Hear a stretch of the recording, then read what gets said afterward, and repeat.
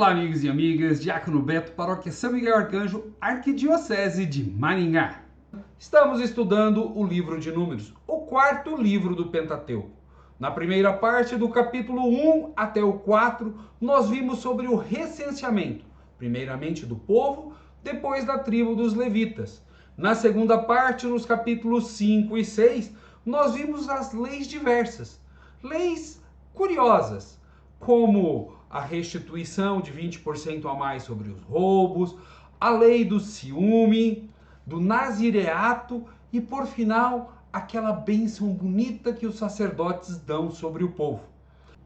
E hoje nós vamos ver a terceira parte desse livro, nos capítulos 7 e 8, que vai falar sobre as oferendas dos chefes e a consagração dos levitas. Mas antes, invoquemos a Trindade Santa, que é Pai, é Filho, é Espírito Santo. Amém. Você pode estar se perguntando na sua cabeça, mas por que esse livro do Levítico fala tanto desse negócio de oferenda, de sacerdote, de chefe, dos levitas?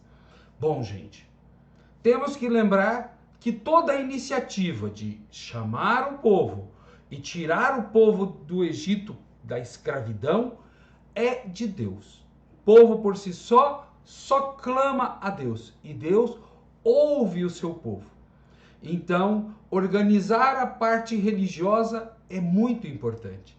E as oferendas são partes importantes que o povo faz para Deus. Assim como nós hoje, os cultos, as missas, as celebrações.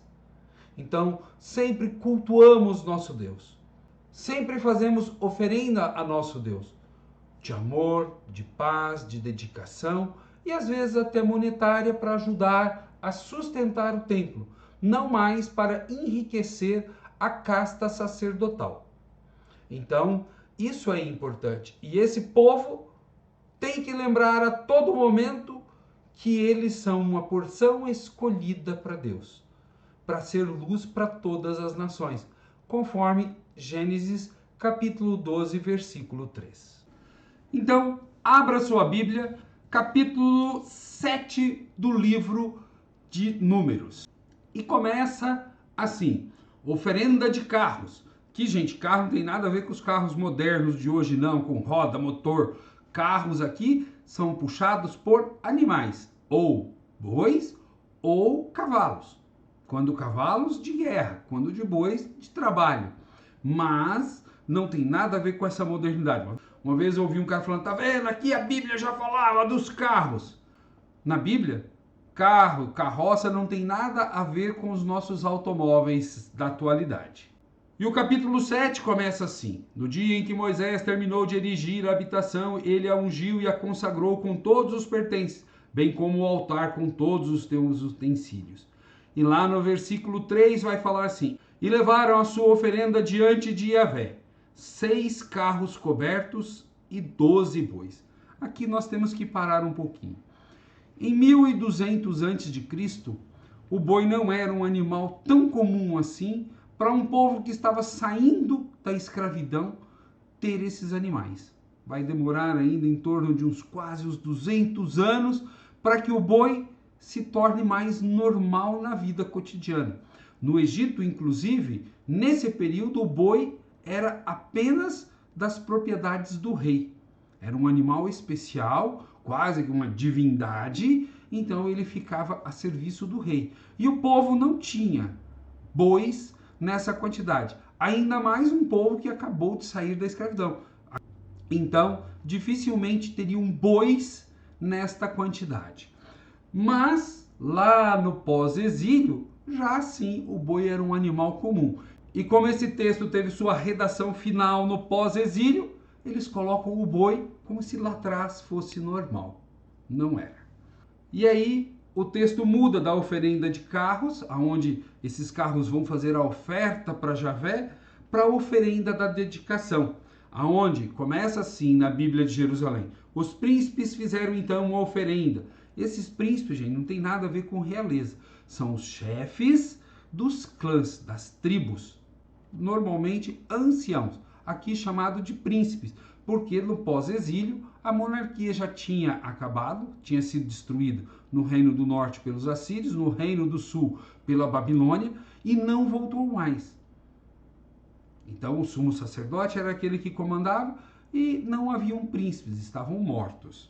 E aí você vai ter 12 dias de oferendas, cada dia com os seus carros, os seus bois, com uma tribo fazendo. E isso vai perfazer do capítulo 7, versículo 10, aí tem lá, no primeiro dia, no versículo 12, no segundo dia, no 18, no versículo 24, o terceiro dia, e aí vai até o versículo 78, dia por dia, que é apenas uma leitura, não é algo que nós precisamos prestar atenção, apenas saber que eles fizeram essa oferenda.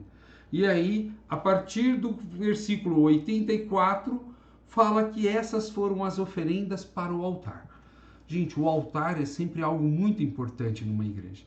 A Igreja Católica sempre, quando tem uma nova igreja, faz a dedicação do altar. Então o bispo vai, faz toda a unção do altar com o óleo, faz uma oração, o incenso, porque o altar simboliza para nós cristãos Cristo. E aí termina o capítulo 7, falando desta oferenda que eles fazem para o altar na tenda. No capítulo 8, você tem as lâmpadas do candelabro, quer dizer, as velas que vão ficar nos candelabros de 7 pontas, e os levitas são oferecidos a Javé. Então, nós já falamos que os levitas são, dentro do povo de Deus, a 13ª tribo, sem terra, 12 tem terra, os levitas não têm terra, e eles ficam a serviço de Deus, levando ao povo que Deus é o libertador, que Deus os tirou da escravidão do Egito com mão forte, vencendo o faraó através das 10 pragas. E isso daí é importante para percebermos que não é apenas uma religiosidade, é uma forma de você manter a memória de Deus, o Deus libertador. Esse povo, vindo de diversas realidades de escravidão, vão se reunir através da religião. A religião é o ponto comum. Então toda a forma e a expressão de religiosidade deve remeter a Javé. E Javé é o libertador da escravidão, e ele, Javé, tem que estar no coração do povo, para que eles não olhem para trás e sintam saudades ou medo daquilo que está para frente.